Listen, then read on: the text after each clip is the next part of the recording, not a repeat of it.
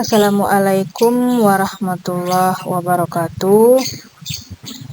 Kami dari peserta Latsar PSDM Regional Bandung Angkatan ke-28 kelompok 4 akan menampilkan atau memaparkan penjelasan analisis isu pandemi COVID-19.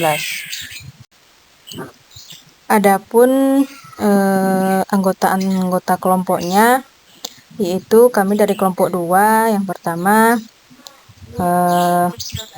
Tuti Afrizal, kemudian Sri Ningsih, dan saya Windri Novasari. Permasalahan yang akan kami analisis yaitu tentang pandemi COVID-19.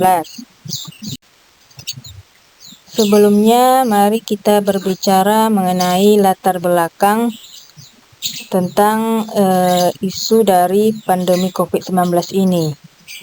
Adapun latar belakang virus corona atau COVID-19, kasusnya itu dimulai dengan pneumonia atau radang paru-paru misterius pada Desember 2019. Kemudian kasus infeksi pneumonia ini memang banyak ditemukan di pasar hewan. Kemudian virus corona atau yang disebut dengan COVID ini diduga dibawa oleh hewan kelelawar dan hewan lain yang dimakan oleh manusia hingga terjadi penularan. Coronavirus sebetulnya tidak asing dalam dunia kesehatan hewan, tapi hanya beberapa jenis yang mampu menginfeksi manusia hingga menjadi penyakit radang paru. Virus ini memiliki gejala yang sama, mirip dengan flu. Virus corona berkembang cepat hingga mengakibatkan infeksi lebih parah dan gagal organ.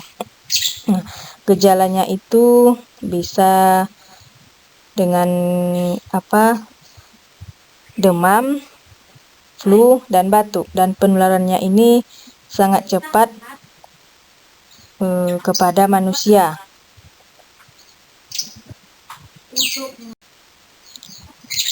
Selanjutnya, kita akan mengidentifikasi isu. Ada 4 metode yang akan kita gunakan di sini, yaitu pertama metode pentahelix, yaitu menganalisis isu yang ada sesuai dengan topik. Kemudian analisis USG, yaitu menentukan isu prioritas. Kemudian ada dengan analisis fishbone dengan menggunakan diagram sebab akibat. Dan terakhir yaitu dengan menggunakan SWOT atau SWOT. Yang mana SWOT itu adalah alternatif yang ditentukan untuk mengatasi sebuah isu. Berdasarkan metode pentahelix, ada beberapa isu terkait pandemi COVID-19. Yang pertama yaitu adanya vaksin, pembelajaran daring, pengurangan tenaga kerja, rapid test, dan lumpuhnya sektor perekonomian. Kami menganalisis isu COVID-19 dengan metode USG, yaitu di mana dari kelima isu tersebut, yang pertama vaksin, pembelajaran daring, pengurangan tenaga kerja, rapid test, dan sektor perekonomian. Di sini kita menilainya dengan angka 1 sampai dengan 5. Dari kelima isu tersebut, yang banyak mendapatkan skor adalah lumpuhnya sektor perekonomian, yaitu dengan skor 15. Selanjutnya, kita masuk pada metode fishbone. Metode ini mempermudah untuk mencari penyebab dari satu masalah. Dan yang akan kita bahas adalah penyebab dari masalah lemahnya perekonomian akibat pandemi COVID-19. Dari segi kita ketahui kebutuhan masyarakat meningkat, sedangkan pendapatan menurun. Kemudian terjadi banyaknya PHK akibat banyaknya klaster COVID yang berasal dari pekerja. Dari segi mesin, yaitu perlu rapid antigen untuk masuk ke suatu daerah tertentu sehingga pengiriman barang terhambat dan harus menggunakan masker. Dari segi material, permintaan semakin tinggi, harga barang melonjak, dan barang susah dicari.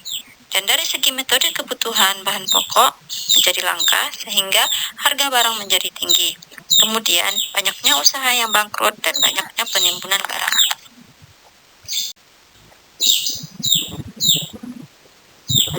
Setelah kami menemukan akar dari masalah tersebut melalui Fishbone, kami menuangkannya dalam bentuk SWOT yang kami tuangkan dalam tabel rekomendasi alternatif penyelesaian. Isu yang kami angkat adalah lumpuhnya sektor perekonomian akibat daya beli masyarakat menurun karena harga kebutuhan yang meningkat. Alternatif pertama yaitu memberikan pelatihan bagi pelaku UMKM. Tahapan semua alternatif: yang pertama, mendata UMKM yang terdampak pandemi. Yang kedua, memberikan pelatihan usaha kecil yang dapat dilakukan pada saat pandemi COVID. Yang ketiga, memberikan pelatihan tentang cara pemasaran produk UMKM secara online.